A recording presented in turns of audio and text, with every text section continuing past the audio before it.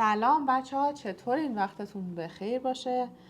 من میخواستم برم سر کار و از اونجایی هم که خیلی سرم درد میکرد و چون اصلا خواب مناسبی ندارم این روزا، خیلی روز پرکاریه برای بیزنس من، گفتم که همزمان با اینکه دارم میکاپ میکنم، برای اینکه این پروسه خیلی شیرین تر باشه، همینجا یه گپ و گفتگویی با شما داشته باشم.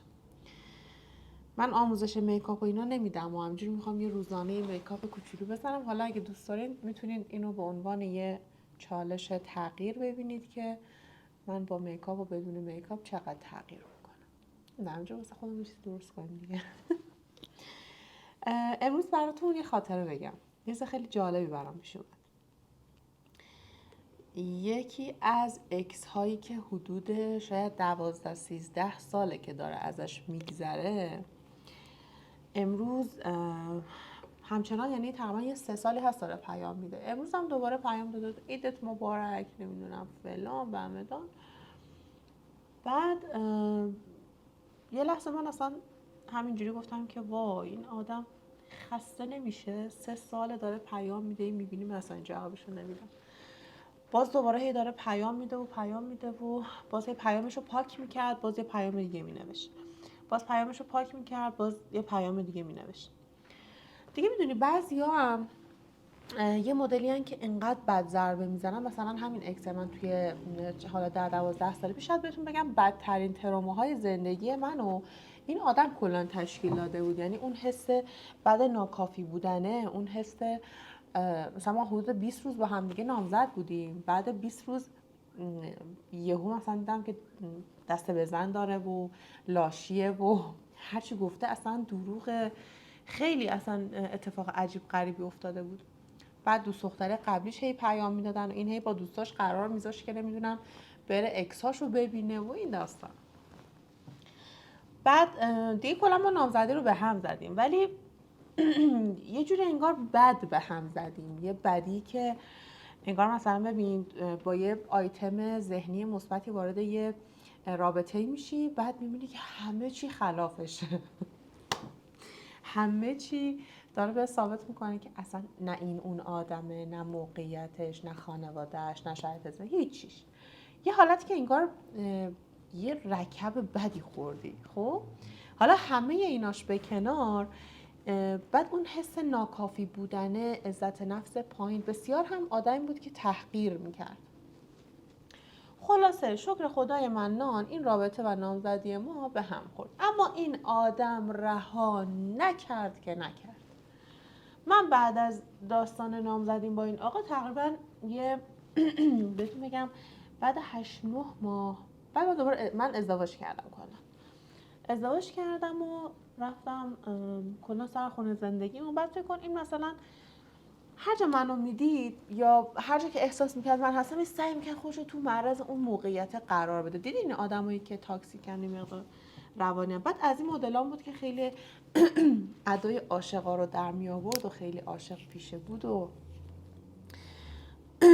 ببخشید. و کلا واسه همه دخترها، مثلا واسه همه دخترها یه جوری عنوان میکرد که آره من عاشقتونم. از این مردایی هم بود که مثلا به زن همه توجه داشت یا به دوست دختر همه توجه داشت یا به هر دختری توجه داشت که این چی دوست داره، فلانی چی دوست داره، اون یکی دیگه چی دوست داره. یه همچین شخصیت مضحک وحشتناکی داشت. بعد خلاصه اینا رو بهتون گفتم که بدونید این آدم چه تروماهای بدی در من در طی چندین سال، یعنی ببین مثلا دیگه این آدم رو میدیدم دستم به کجا خورده، چه بد زبط. این آدم رو توی خیابون میدیدم یا هر جایی میدیدم واقعا سعی میکنم ازش فرار بکنم. یه جوری حتی گاهن ازش میترسیدم، اینطوری بهتون بگم، چون برای من شخصیتش خیلی وحشتناک بود. 1-2 بار مثلا دسته بزن داشت و بعد مثلا میومد به من گفتش که فعلا مثلا اعتراف کن، بگو من اشتباه کردم. میگفتم خب من در مورد چی بگم اشتباه کردم؟ میگفت نه بگو من اشتباه کردم. گفتم بابا خب چرا من باید بگم اشتباه کردم؟ میگفت بگو اگه منو دوست داری بگو. گفتم باشه بابا اصلا من اشتباه کردم، خب حالا چی حل میشه؟ بعد دیدم که صدای منو ضبط کرده میبرده بین اون، نشون داده که ببینید این تو رابطه خیانت کرده به من و الان خودش داره میگه من اشتباه کردم. میدونی مثلا یه حالتی که قشنگ منو جلوی تمام عالم و آدم خراب کرد. اصلا یه کار خیلی بدی این بشر با من کرد، منو خراب کرد و خواست به همه بگه که من اگه دارم، چون میدونین یه شخصیتی بود زیاد همه بهش اعتماد نمیکردن، میگفتن تو آدم بیورزه و مثلا ناتوانی هستی، مثلا موقعیت خوبی گیرت اومده و اینا، تو الان باز دوباره دارین به هم میریزی این نامزدی. و چون آدم بی‌مسئولیتی بود، کلا بسیار هم دخترباز بود، انگار نمیتونست شرایط کلا نامزدی و مثلا تعهد و این داستانا رو بپذیر، برای همین مجبور بود یه چیزی به یه وصله به من بچسبونه که به همه بگه آقا ببین این مشکل داره که من اینو نمیخوام. خلاصه این داستان اتفاق افتاد و من چندین سال، بچه‌ها باورتون نمیشه که این ترومایی که در من ایجاد کرده بود رو من، این ترسی که نسبت بهش داشتم و حتی من به اشتباه دوست داشتن تلقی میکردم. خیلی جالبه ها. من فکر میکنم من این آدم رو اصلا دوست دارم، این به من ضربه زده ولی من دوستش دارم. ای داد، وقتی یاد اون دوره جهالتم میفتم به خدا خندم میگیره که ما وقتی که طلاق شخصیتی داریم، من اون موقع پر از طرحواره شخصیتی و طلاق شخصیتی این داستانا بودم.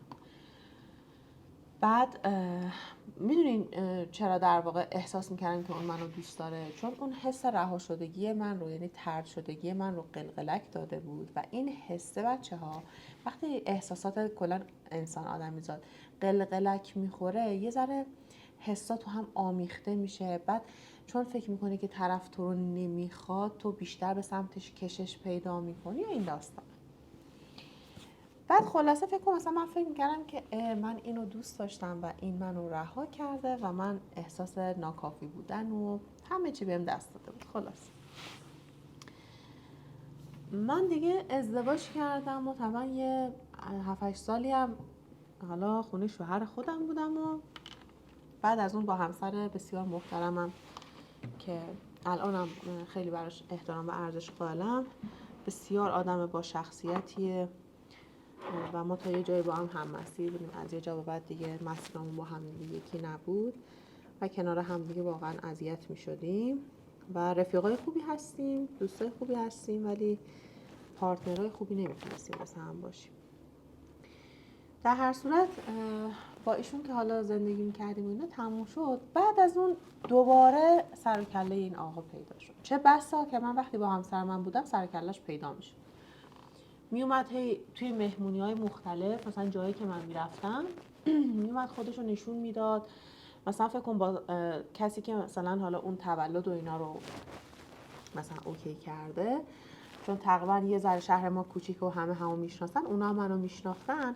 مثلا این رفته بهشون گفته که خب حالا اگر که فلانیا اومدن بگید من برم بالای پله قایم میشم، فلانی که اومد یهویی بیام مثلا میگم مثلا منم توی مهمونی هستم و تو هم هستی. و دیگه اتفاقا توی یکی از این مهمونی‌ها بود که بسیار این آدم بیشعور بود.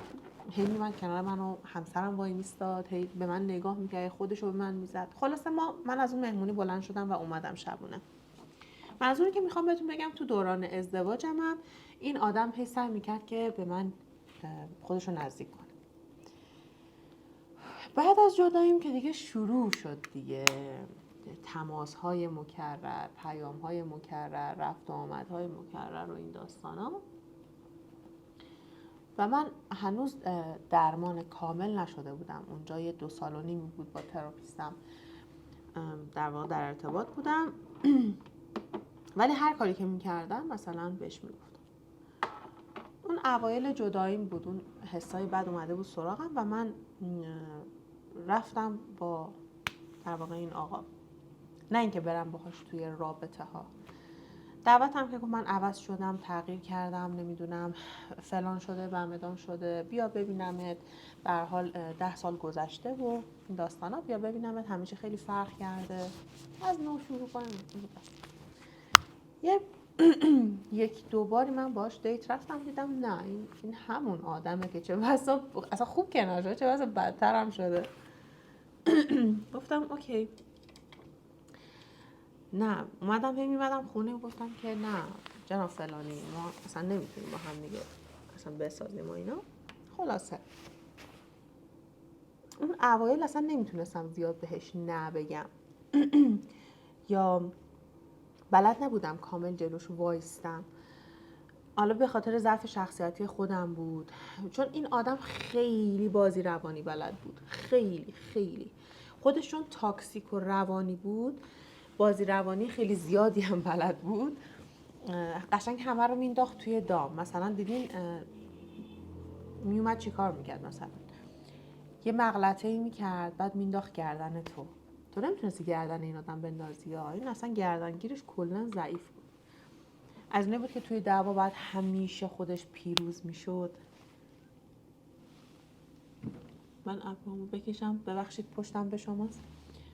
بعد خلاصه دیدم که نه اصلا من نمیتونم با این آدم اصلا 2 دقیقه صحبت بکنم، هیچ چیز مشترکی ما با هم دیگه نداریم.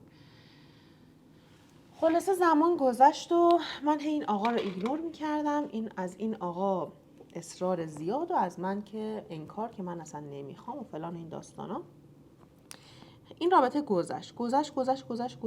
دیدم که نه، هی با بازی روانیاش مثلا هی دوباره میومد، باز یه ضربه‌ای به من میزد، دوباره میرفت، باز میومد یه ضربه میزد، میگفتم اینطوری که نمیشه دیگه. من با تراپیستم صحبت کردم، گفتم که بعد چیکار کنم و اینا. یه چند تا تکنیک بهم گفتم که الان اگه به درد شما هم بخوره به شما هم بگم. میگفتش که بردار بهش نامه بنویس، به هیچ عنوان اگر ازش دلخوری داری، ناراحتی داری، هرچی داری اصلا بروش نیار، هیچی برات مهم نباشه که الان این دوباره قول داده که اصلاح میشه و فلان میشه و این داستانا. اون موقع میگم من هنوز دوره تراپیمو کامل نگذرونده بودم، در شروع دیگه تو مسیر بودم. بعد نمیدونستم که آقا نمیشه واقعا عوضی ها رو عوض کرد. عوضیه عوض نمیشه. عوضی از عوضی بودن لذت میبره، نمیتونی کاریش بکنی. چون تو مسیر بودم خلاصه این داستان رو نمیدونستم. بعد گول میخوردم، باور میکردم حرفاشو، میگفت نه من فلان گول میخوردم یه شب. بعد خلاصه زمان گذشت. من این آقا رو جوابشو ندادم. یعنی تراپیستم بهم گفت کلا ایگنور 100% ایگنورش کن، 100% جواب پیاماشو نده، میخوایم بهش حرف بزنی نامه بنویس بهش. و تو اصلا من ازت این توقع داشتم، تو من اینجا این دروغو گفتی، این بلا رو سرم آوردی فلان اینا، ولی به هیچ عنوان نباید وارد انگار صحبت کردن و اصلا ارتباط دیگه با هم بشی. این مسیر من با تراپی و اینا همینجوری گذشت و این آقا های زنگ میزد، از اون زنگ از من بی پاسخی. شاید بهتون بگم 6 ماه پشت هم زنگ، تماس، پیام، جلو سر کارم بیاد، آخر شب سر نمیدونم راهم سبز بشه، هر کاری کرد. خلاصه ایگنور. بعد امروز خیلی جالب بود. این کلا خیلی دیگه بعد از اونم بازم هم میاد پیام میداد، زنگ میزد، پیامای تحقیرآمیز میداد که بخواد منو تحریک بکنه که مثلا جوابشو بدم. آره نمیدونم آمارت فلان جا فلان در اومده. دیگه الان تقریبا من 4 سالی هست که کتاب میخونم، پادکست و رو رشد شخصی کار بکن و با تراپیست اصلا مشاور اول و آخرم اون باشه و خلاصه اون فرنوش 3-4 سال پیش اصلا دیگه مرده. امروز دیدم که زنگ زد دوباره از شماره ناشناس. البته 3-4 تا پیام تبریک عیدم گفته بودا، ولی من کلا جواب نداده بودم. بعد دیده بود جواب ندادم، باز از شماره ناشناس دیگه به من زنگ زده بود. گوشی رو برشم دیدم داده بر من اینه، همیشه قطع میکردم. این دفعه دیگه گوشی رو برداشتم، گفتم آقا همینجوری با همین لحن، نگفتم بهش آقا، گفتم داداش. گفتم ببین داداش، تو باید حتما یه دوره درمان بری. گفت نه من وقتی که یکی منو نمیخواد من میرم دنبالش میافتم، از این بازی لذت میبرم. گفتم خب آره، همه آدمای ناسالم و روانی و تاکسیک از بازی‌های روانی لذت میبرن. بقیه‌ن که دارن رنج میبرن از دست اون، خودشون لذت میبرن. برو خودتو نشونه دکتری بده، اینقدر تلاش بیخود نکن. حالا تلاشت واقعا تحسین برانگیزه، ولی دیگه رو من جواب نمیده. فکر نکن با یه بچه طرفی. گفت ارتباطات تو یه ذره گسترده کن، نمیدونم حالا با من دوست اجتماعی باش، فلان باش. گفتم آقای محترم، من اگه بیام با شما ارتباطات گسترده برقرار بکنم، اصلا برند شخصی من خراب میشه. من اصلا با خیلی از افراد رابطه برقرار نمی کنم، سلام علیک نمی کنم، رو ما اون ور میکنم که به برند شخصی من آسیبی وارد نشه. اون وقت بیام با تو دیگه کلا من فاتحه بیزنسم و خودم و شخصیتم و جد آبادم بخونم. چنانش کردم، چنا با همجوری لبخند و خیلی سوبر و ریلکس و اصلا نمیدونی چه فاز باحالی بود. داشتم این فکر می‌کردم که آدما وقتی که رشد میکنن چقدر عجیب میشن، خیلی خیلی عجیب میشن.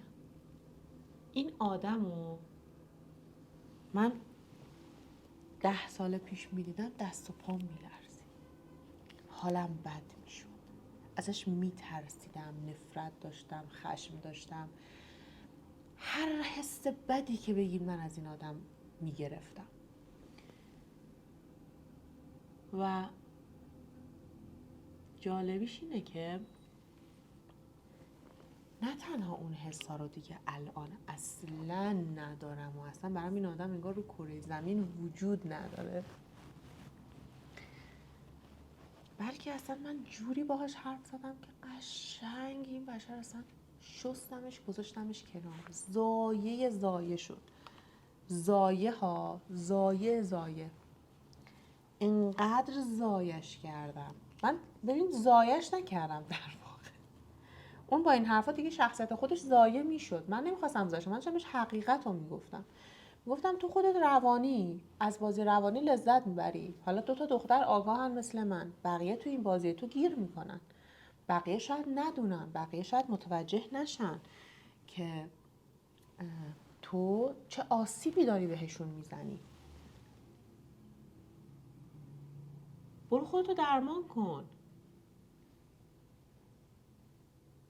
گفت من از این بازی روانی لذت میبرم.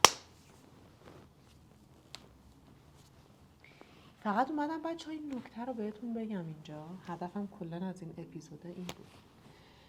روانی زیاده که دقیقاً داره از همین بازی روانی لذت هم میبره. این ماییم که اگه آگاه نباشیم توی چرخه و سیکل معیوب بازی روانیا گیر میکنیم. فاتحه‌مون خونده است. میدونی این بازی روانی با دخترها چی کار میکنه؟ سالیان سال زندگیشون رو میگیره، آبروشون رو میگیره، حس و حالشون رو میگیره، احساسشون رو میگیره. تو رو خدا نذارید باهاتون بازی روانی این سبکی بکنن، چون اونا از بازی خوششون میاد. شما نباید وارد بازی اینا شید. شما باید انقدر آگاه باشید که آدم سالم و از ناسالم تشخیص بدید یا حرفهای سالم و از ناسالم تشخیص بدید و دومتون رو بذارید رو کولتون رو درید. تو رو خدا مواظب خودتون باشید دخترها. کتاب بخونید. حالا این مسئله میتونه واسه پسرها هم باشه. الان باز نین زیر کامنت های من بنویسید فمینیست نمیدونم فلان. نه، من واقع گرام. آدم دختر تاکسیک هم ما داریم، پسر تاکسیک هم ما داریم. فرقی نمیکنه. تو رو خدا مواظب خودتون باشید. گیر آدمای این مدلی نیفتید. البته خب میگم لازمه این که گیر این آدما نیفتین، حتما باید شما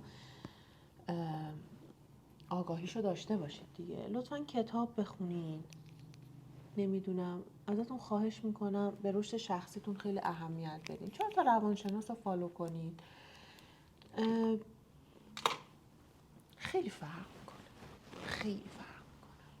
زندگیتون دگرگون میشه. تو خدا آگاه باشید. این آدما باید متوجه باشن که دیگه مثل زمان قدیم نیست. دیگه بقیه گولشون رو نمیخورن. بقیه یه چیزی میزنن در پرتشون میکنن از زندگی بیرون. برو بابا هر اینجا جا تو نی، اینجا روانی ها نیست. من زندگی سالم میخوام، رابطه سالم میخوام، آدم سالم میخوام. امیدوارم که این خاطره به دردتون خورده باشه. خیلی دوستتون دارم واقعا. انشالله که هم بتونیم به همدیگه کمک بکنیم. یه جمع سالم درست درمون فرهیخته آگاهی که واقعا اومدن تو این دنیا درست زندگی بکنن. نمیدونم، من زندگی ایدئال این سبکی کلا تو ذهنمه و خیلی دوست دارم آدمای این مدلی رو همه با هم دیگه دور هم جمع بشیم. دوستتون دارم. مواظب خودتون باشین و حواستون به خودتون باشه، رابطه هاتون باشه. علمش رو به دست بیارید، تجربه کنید، آگاه باشید، بخونید، بنویسید، بازم از رابطه ها نترسید. بریم توی رابطه، ولی تا رد فلگ دیدین و رد فلگ ها رو تشخیص دادین فرار کنید، هر موقع که بود. دوستتون